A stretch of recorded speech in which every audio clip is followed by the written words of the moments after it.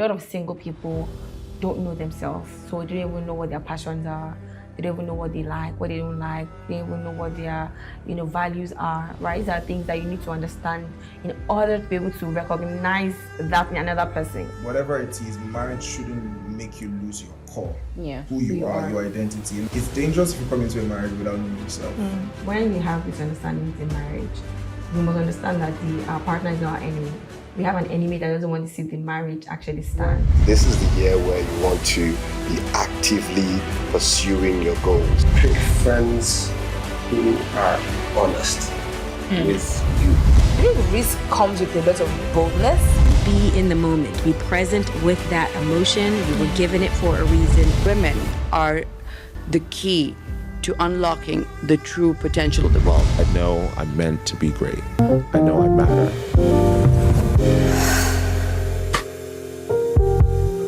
Hi, Bold Fam. Today, I have a dynamic couple with me. So welcome back to Living Boldly. I have Jumoke and Ladi Shotonwa. Now, Jumoke is a renowned fashion stylist and a senior brand marketing manager, and Ladi is a creative storyteller and a very talented filmmaker.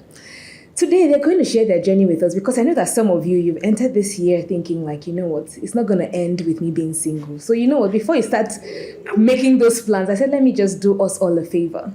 Bring in two of my faves and let's hear from them. Like this marriage thing, how is it really going? Let's hear the tea. So welcome, guys. Thank you so much. Thank you so much. Thanks for having us. Yeah, you're welcome. It's a pleasure.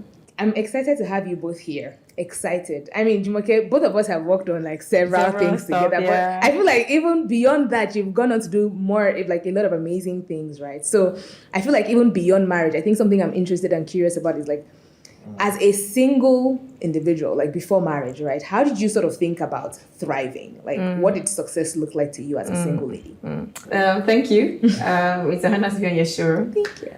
I think for me, the most important thing for me, number one, was to understand myself, self-awareness, right? A lot of young people or a lot of single people don't know themselves. So they don't even know what their passions are. They don't even know what they like, what they don't like. They don't even know what their, values are, right? These are things that you need to understand in order to be able to recognize that in another person, right? So the Bible talks about how two coming together to become one, right? It's two whole people. So you must be whole, you must be healed. If not, you're going to take in baggages to your relationship or to your marriage, right? Even though you're all work in progress, but there's a level of understanding, self-awareness that you must have for yourself, right? So for me, I sort of understood myself. I went for opportunities, right? It was time for me to really explore different things, my passions, what I really love, what I wanted to do, all the fashion stuff, I went for it, right? I did the things that I wanted to do. I was very audacious. I was bold. I went all out, right? I wasn't just sitting down waiting for one man, I also sort of grew, right? So I paid attention to my growth, my personal growth, my mind, relationships. I just grew as a person because that's the value I would bring into the relationship I'm going to be in, But if I don't grow as a person, I'm going to, again, just become a burden to somebody else. Yeah. So yeah, basically. And I like how Ladi was nodding, almost like, I knew her in that phase. I saw some of those things that, she's talking about now. But also for you, right, before you became a husband, right, what was life like as a single bubble? For me, I just wanted to live my life, really. I think even before marriage or anything, I just really wanted to go all out to just be. And I think that's very, very important. Just understanding yourself, knowing yourself, getting to know yourself, being comfortable in yourself. I feel like a lot of single people sometimes are not comfortable and they feel like there's somebody out there who's going to complete me. That idea of completion, I'm not complete. Now, we're not saying that you have everything all put together, but the idea that you're enough in yourself. And because if you don't see that, you always feel like somebody else would be the one to complete you or make you feel, valuable. Either as a single or as a married person, keep creating value as a person, right? You're not just here to get married. Do you get like the entirety of your life doesn't stop at getting married. So there has to be you. There's that individuality, and I like to say that you don't lose that individuality in marriage. So maybe that's another thing people are scared of. they feel like when they get into marriage, they lose themselves, right? And that's, that's also very dependent on who you get married to. Speaking of who you get married Yeah. to or who you choose, so for you, what was choosing like? I feel like Jumoke has maybe shared some parts of your story, love story online, but what? Let's hear from you too, right? Because you're talking about like how you were living your life, just doing your own things. So at what point do you say, wait a minute, I've seen a damsel that I need to talk to mama. I want to, So what was that journey like for me? Just sort of transitioning into like, what, I'm ready to do this now. We've always known like since school, but we're just basically friends, friends from afar, that kind of thing. Same fellowship in church, nothing more. Fellowship, guys. Yeah, fellowship, very interesting. I mean, prior to when we started dating, which was 2016, for 4 years I'd not been in a relationship. And that was because at that time I just wanted to focus on me, right? Before then, I felt like since my very first year in uni, I was entangled. Right? And not like it was bad. It just felt like after that time, I just looked back like, oh my God, like I haven't really like been single, like just to be. And so it was a good time, right? Went for NYC, went for my master's, came back, started to focus on work and all of that. Okay, what next? So that was all I was all about, right? Till, somehow, some way within the space that we both function, our friends, right? And then we had sort of like a program, and then we met there. One thing led to another. It's a long story. I'm sure we can use more than this particular episode. But we met there again, and I honestly did not think that anything was going to happen. I wasn't thinking like when we saw, I had no clues. I had absolutely no clues. Somehow, some way, I think the year before, we got into the same department in church. We're serving, and that was when we felt like, okay, what's going on here? And then we started to talk. So, but going into that year 2016, I knew that I felt like, okay, it was going to be the year but I wasn't ready to push it. In fact, I was aiming for the end of the year. Like I just wanted to focus on, what I had to do. But it happened very quickly. We started to talk very quickly. I have some funny stories, which you must have, heard before. But please tell us again. Yeah, there's this particular one I like to say a lot. Like, we're very close then, right? Like, we're already talking, and she had this event that she went for. Then we saw later on. She told me that she's already laughing. She knows where I'm going to. She told me that her legs were paining her after the whole event. Stylish, she did a lot of stuff, and somehow we got talking again. And I just remembered, oh, that's true. You said your leg was. I just decided to ask, like, how is your leg? Oh, and the first thing that comes out is, thank God you asked. I'm like, wait a minute. As my friend, like, I'm concerned. That didn't come out to me normal, like, wait a minute, like, okay. That's because nothing was on your own mind. Nothing was on my mind. But we started talking that whole year. Eventually, we started dating November that same year. It was just, life continues, right? It's just that you're not starting to think of somebody else, along the line.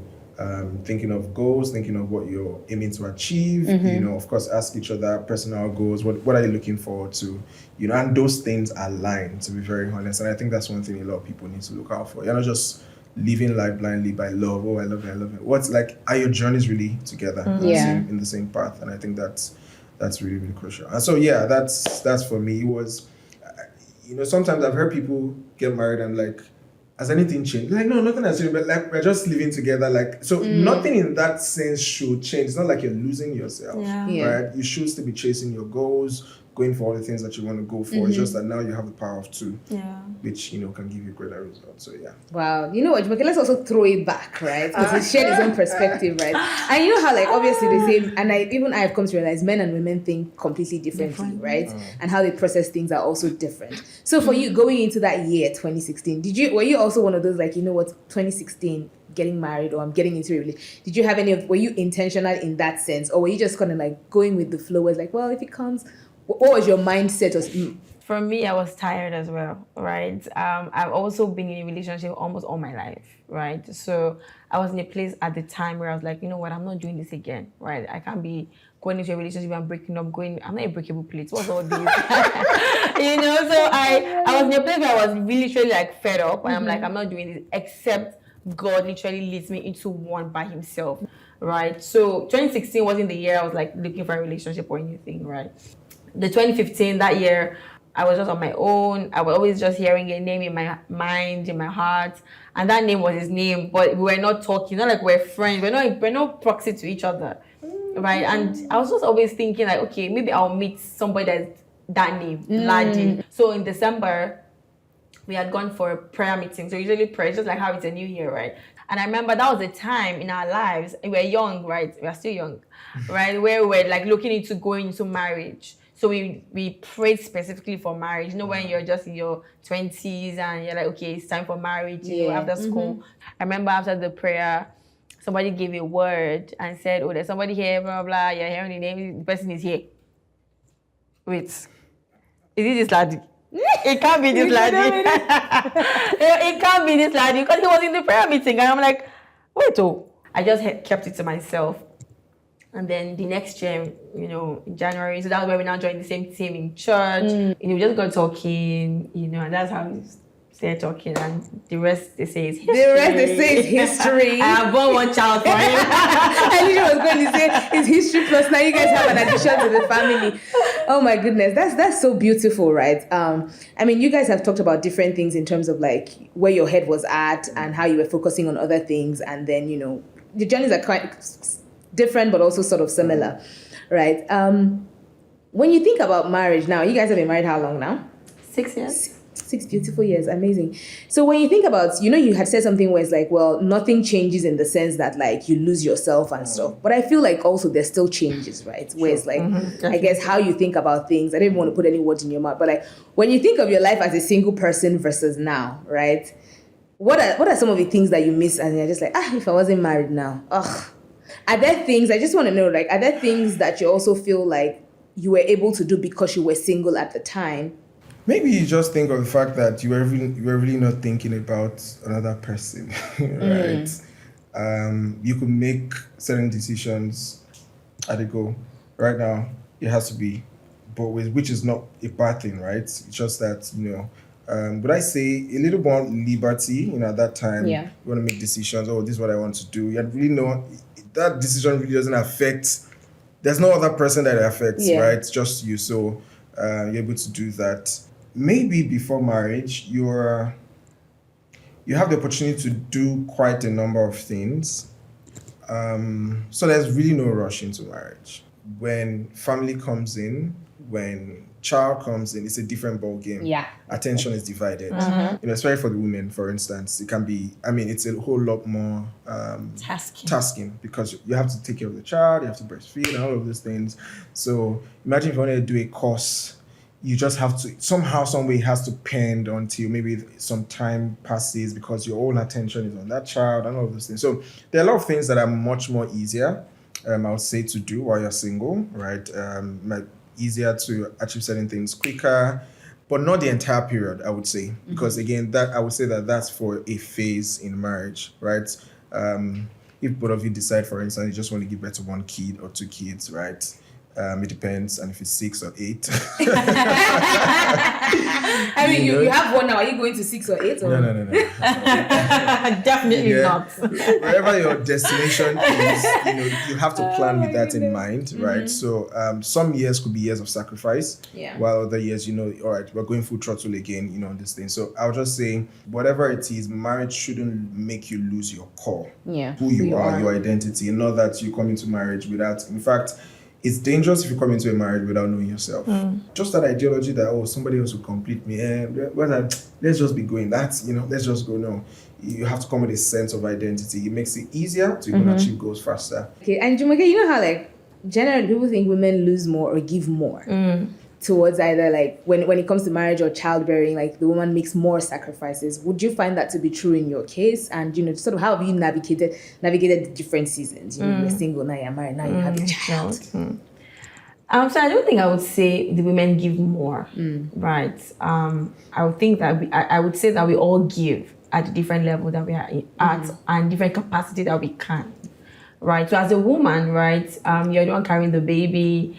You're the one breastfeeding. You're the caregiver basically, right? It can look like a lot. Also, the man or the husband is also maybe going to work. He's trying to provide. I remember when I was pregnant, and we gave birth. My husband said something at that period that sort of, changed my perspective about this stuff. And then he said at the time when I was pregnant, he wished people sort of literally asked how he was feeling at the time. A lot of people are more concerned about the woman. Yeah. She's the one that's pregnant, this and that, carrying a baby. She's going to, her body is changing and things like that. But the man is also a first-time dad. Right, and a lot of things are going through his head because he has to be present. He has to provide for his family. He has to be there emotionally for the wife. He has to, it's different on different levels. Yeah. So one is not doing more than the other, right? One may look like it's more, but it doesn't mean the other person, because it doesn't look heavy, doesn't mean it's not heavy, right? For us, I feel like we're able to manage it. Even now that we have a toddler, for example, my son is going to school. He does the bathing in the morning. I do the preparing of breakfast and lunch for school. So we just sort of balance it out, right? So I just feel like that understanding is really, really critical. Yeah. In the relationship, in the marriage, in the union, where what you're giving, what you're bringing to the table, just having that understanding and communication, right? In our culture, it may look like the woman is doing more, to be honest, right? Sometimes I feel that way as well. And I tell him sometimes, I'm like, I'm tired, I have my own 9 to 5. I have a business I'm running. I also have to be there for my family. I have a child. I have other, and in my head, I'm like, you're just going to work and waking up, But then he's also doing a lot as well, right? He's a very sacrificial person, right? He'll do the grocery shopping, my husband can cook.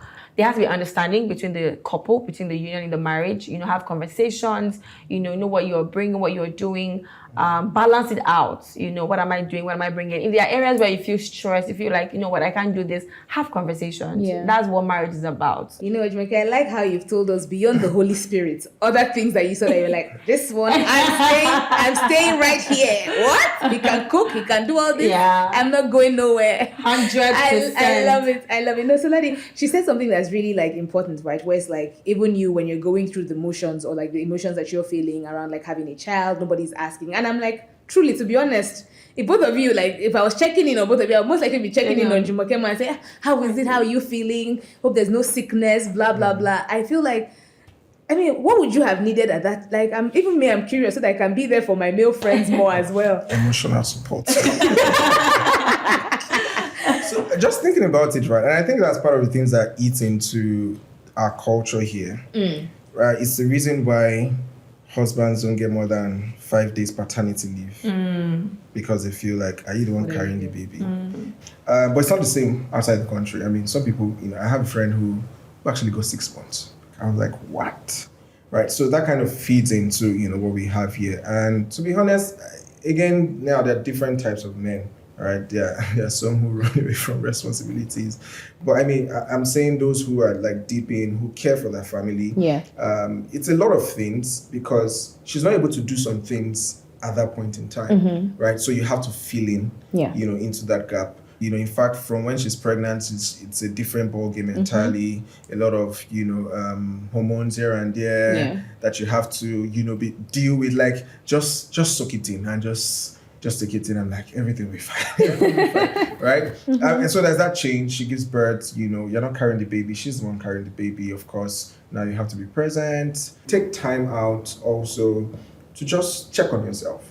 If you have a friend who, a good friend, just someone that you can, feed on, hey, how is this thing going? Or, especially if you have friends that have gone through that before or are in the same phase that you are, it can always be a good time to laugh off some things. Some things that you probably would have taken, very serious and, but you just make it light. But all in all, I would say be there for your family, check up on yourself, know the true state of yourself, during that period so you don't lose yourself.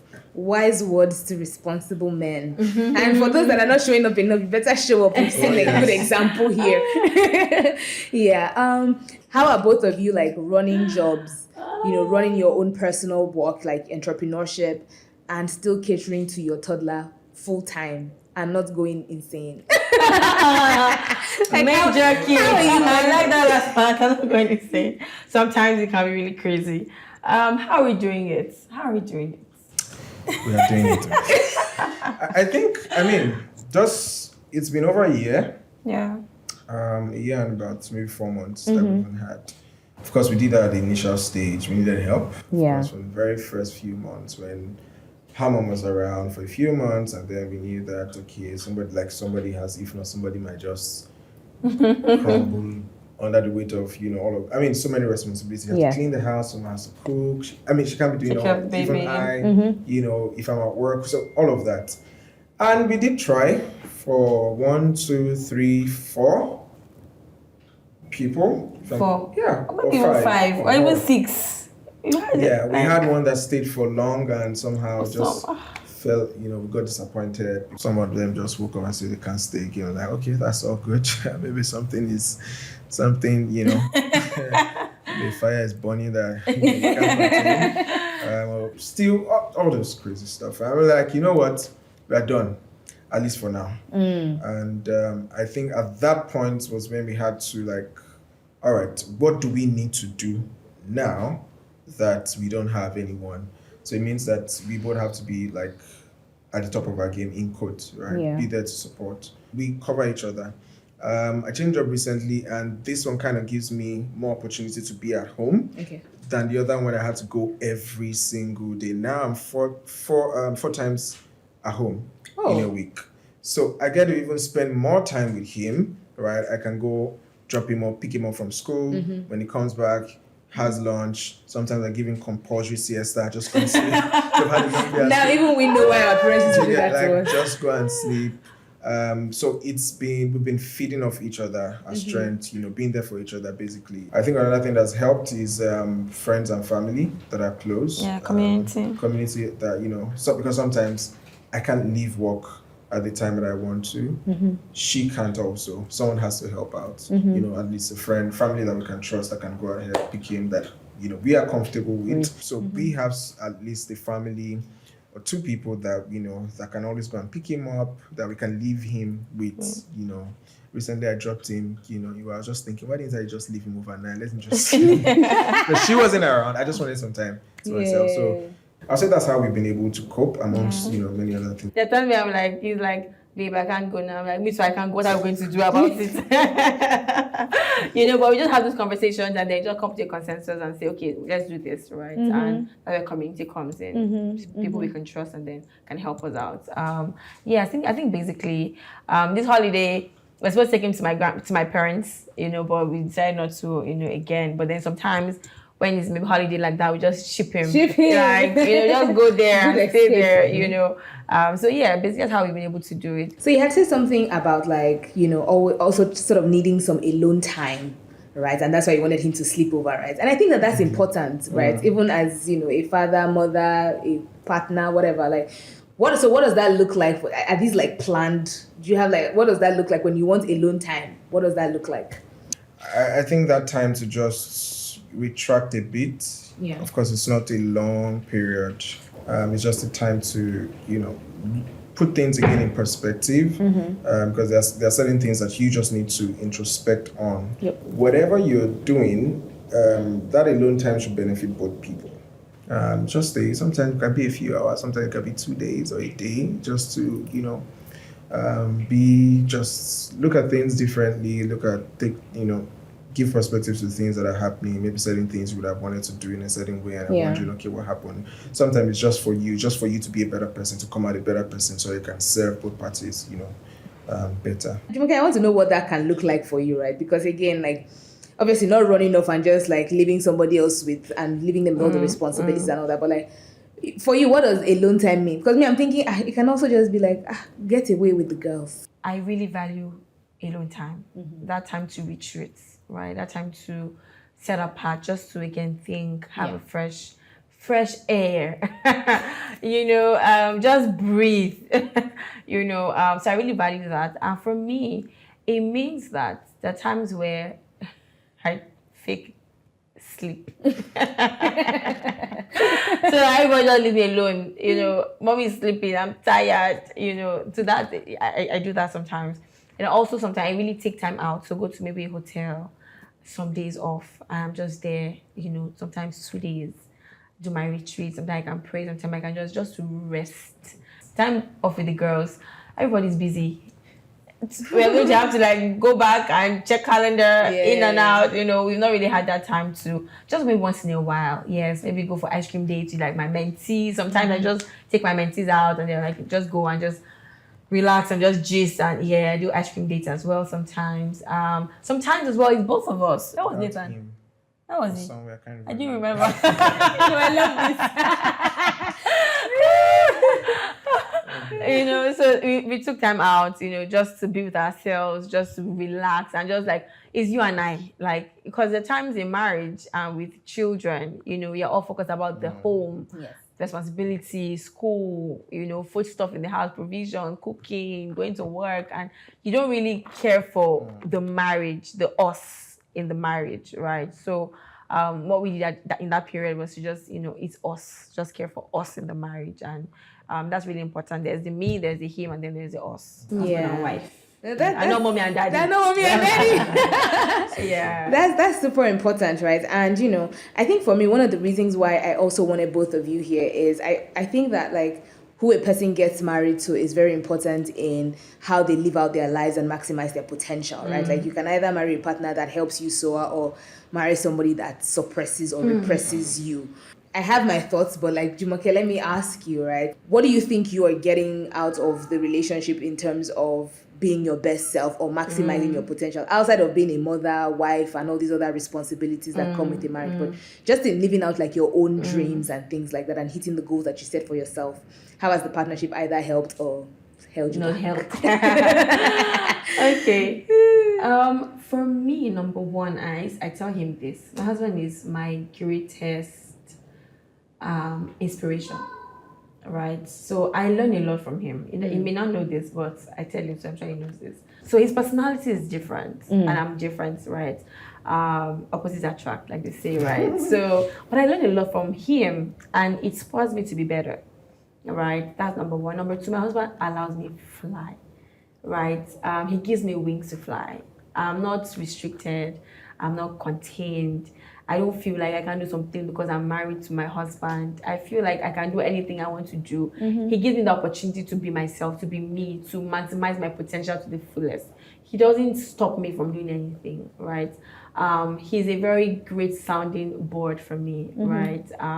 So I feel like it helps me become better, even with ministry, right? So I'm one person who, I know I have ministry in me somewhere, but I'm like, you know what, I just want to be, you know, career babe and business entrepreneur, you know, but being married to my husband has actually, without him literally telling me to my face that he must do ministry, he must do this. No, just being around him and just seeing him do the things that he does sort of spurs me to even want to be more in that regard. I feel like one major thing for me is my husband doesn't break me in terms of giving me feedback.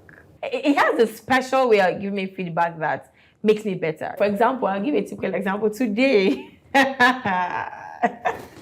waiting to hear this one. So he said, so he has a knack for time. Like, he can't be late for anything. Like, he doesn't like to be late for anything. I, on the other hand, I'm the opposite. Not like I want to be late, but for some reason, things just happens and I go late for stuff. And he doesn't like it, right? So recently we were having a conversation and he was talking to me about how, you know, he feels like I need to do better with, you know, my punctuality and all of that, you know. Even though I laughed about it and like I tried, and so today I called for this, you know, show. He had some things to do in the morning. And I normally, when he comes back, I'm seeing maybe on the bed, pressing my phone, doing something, you know. But I took it upon myself, like I will be ready in time for, like I will not be the one to delay on today. Like, you know, you don't have to force me to do this, right? I willingly said I'm going to get better at this, right? Yeah. And then by the grace of God, it will keep getting better, right? Even I can attest that Jumoke, you called me even like 1 minute before that. I was like, you know, I must have sounded shocked when you said it. I was like, oh, I love this. You know, so he gives me feedback in a way that just makes me want to be better. You know, constructive criticisms, I'll call it that. You know, it doesn't break me and break. You know, the way you can break someone's soul because you're giving them feedback. He doesn't do that. You know, so I feel like these things have helped me, you know, to be better, to fulfill my greatest potential, become the best version of myself, you know, just fly and just soar, right? So, yeah.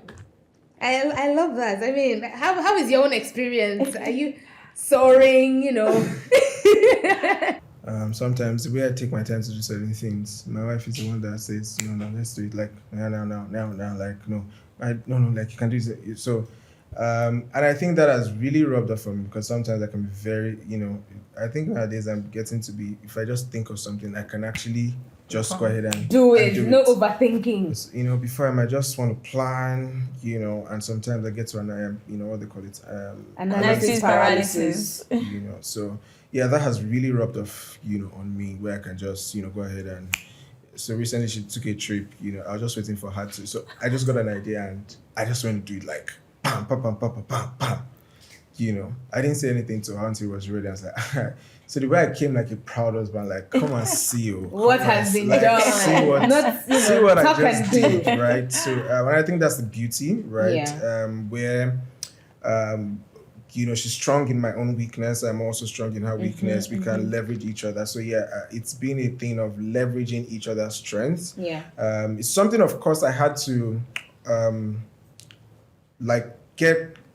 get to speed with. Yeah. Right. Of course, it didn't start like that initially. Maybe for the first 2 years or 3 years thereabout.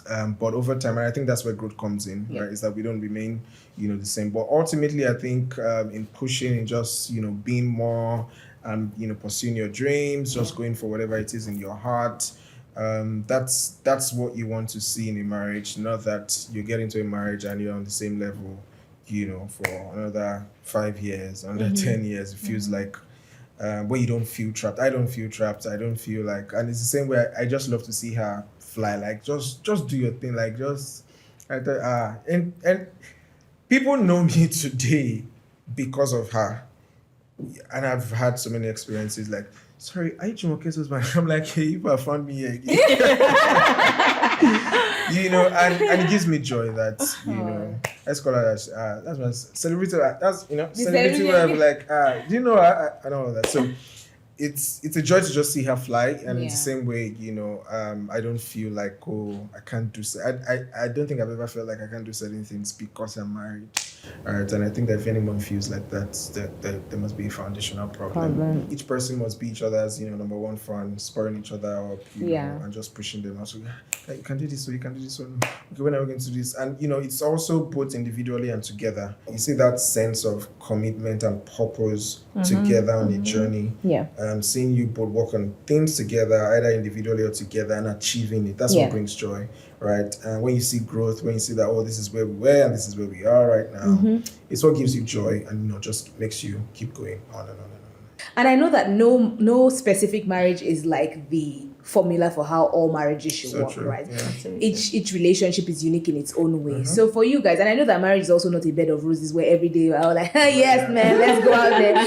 So for the days that are not so, for the down days, what do those look like, and how have you guys been able to rise above those situations? What do those challenges look like, right? Because we have to be realistic as well, where it's like you are two different individuals with two different ways of doing things coming together to build a home. So how have those differences emerged, and how have you tackled those? I realized that this is a completely different person from me. I was like, what?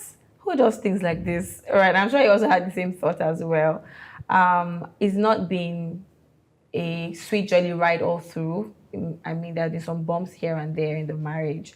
And I think how we've been able to look at it, number one, is we've decided that this marriage is forever, right? Nobody's saying, I'm going out. That's not the first thing we're saying. We're like, how can we make this better? How can we tackle this, right? How can we resolve this to be better for both of us? Yeah, in the heat of the moment, it can be very, it can be crazy, right? Someone is not talking to somebody, someone is this and that, none of that. But at the end of the day, our heart is like, we must make this work, right? I'm not going out. I'm not saying I unsubscribe from this. I'm out. No. So it's been that's there for us in the heat of anything that's happened or that will ever happen.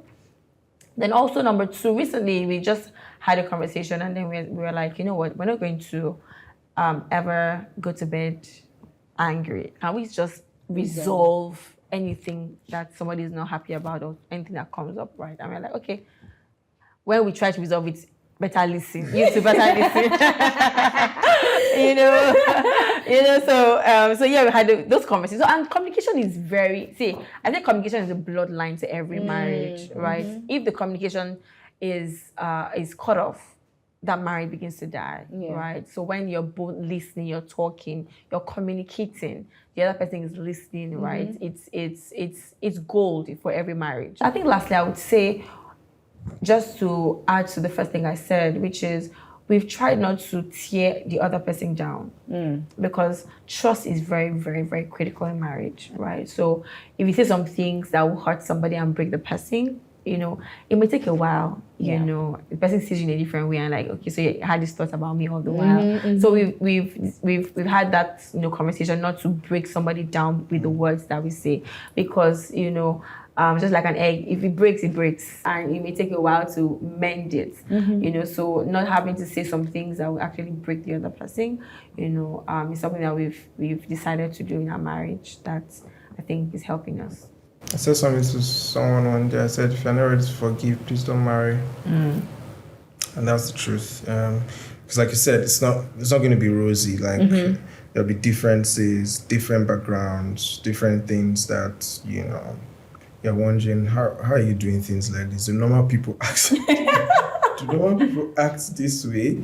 I think marriage just keeps unveiling things about your partner. It's whatever you saw at, you saw during courtship, it was enough for courtship, right? You get introduced to new things. And I mean, communication, forgiveness, right? I think one of the things I would try to do, just to purchase what she said, is to tackle the issue, not the person. Right? There's that thing, and say it in a way that the person doesn't feel like she said, you tear, there's a way you can tear somebody down completely. Like, doesn't feel like, okay, then why am I here? What are we doing? What are we doing? Do you get? So it's tackling the issue. And when somebody misinterprets, because there'll be misinterpretation sometimes. I haven't misinterpreted. She has. I'm like, no, but this is how I feel. But no, that's not what I was saying. Like, no, but this is what you said. And everyone can have their interpretation. I like the saying that, I heard a while back that understanding actually cuts about 60-70% of issues in relationships. And I think that place of understanding is also very, very critical.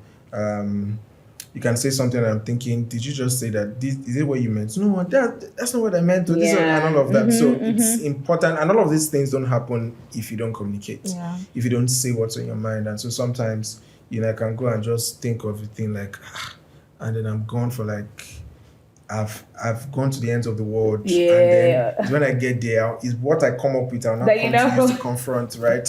Meanwhile, if I just immediately asked, it could have been a different thing entirely. And so it's, and I think communication is very key. You're not happy about something, say it, all right? Of course, say it in the nicest way possible. Say it in a way that communicates the message and not communicates something else. And as long as that flow is open, where each person also feels, because there's also a part of feeling comfortable to actually speak about the matter, right? Where the person feels like, okay, I can speak. Sometimes I can be in a zone like, the zone is don't come close, that kind of thing. But I mean, sometimes I just learned that can cause like a wall, and where she's looking like, okay, should I speak now? When you have to start double checking, should I speak now? Should I not speak now? Not saying you shouldn't understand the person, but not overly, taking it to another level where you're being, now feels like you're walking on eggshells. Like, I can't say, no, it shouldn't be that. I mean, it's two people, you should be open with yourselves. You're speaking to each other. Even when you banter, I mean, you can yab each other and still be laughing, or you get the message across, right? You must get to that part where, I think people must also understand that that rosy stage will not always be there. Right? That's, those butterflies won't always. There are times, and that's when you know that it's really not those butterflies that keep the marriage. It's purpose. It's, something way bigger than that. That's, it's a commitment at the end of the day. So and I think it's important to glide through that part carefully also, so that both people don't lose themselves in the, trying to settle a fight. Then you have lost yourselves, something that could have been resolved, amicably. So it's important to understand that those times will come. How you navigate it is very important, and, doing it well, but doing it together. and also giving each other grace that this person really didn't want to. The intention wasn't to tear you down, right? And you must always give that extension of grace to each other. When we have misunderstandings in marriage, we must understand that our partner is not our enemy. Right? We have an enemy that doesn't want to see the marriage actually stand, right? So whoever it is, whoever is having maybe the issue or whatever issue may arise, your partner is not the enemy, right? You both must come together to fight an enemy that doesn't want to see you both succeed. Yeah. Wow, the Shotonwas. Thank you so much. Shout out to Nathan, man. We've been hearing him giggle here and there. He's been very present. So thank you so much for coming, and thank you so much for sharing. Guys, I know that you've learned, because I have, so now you know some tips and tricks. You don't need to wait until you're married and you're doing basketballs. You already know the things that you need to put in place, how you need to be find yourself. It's not just about saying, I need to find my man, I need to find yourself, walk in your purpose, and don't even think that somebody else is going to complete you. You must also go into that relationship or partnership knowing that you're also adding value to someone else, right? So thank you all for watching. And one thing I must also say, Jumoke, is whether you even said this or not, I could tell that you are thriving in this marriage because you've gone on to do so many other things. You've talked about the fact that you're now in ministry and all of that. Those are things that whether you know it or not, we're also seeing and saying, Jumoke is out here thriving. So I'm really excited for you and excited for all the things that you're both going to do. So thank you guys again for watching. Please remember to subscribe, comment, share this with your single friends, your married friends. It's never too late to learn a lesson or two. And I'll catch you on the next episode. Bye.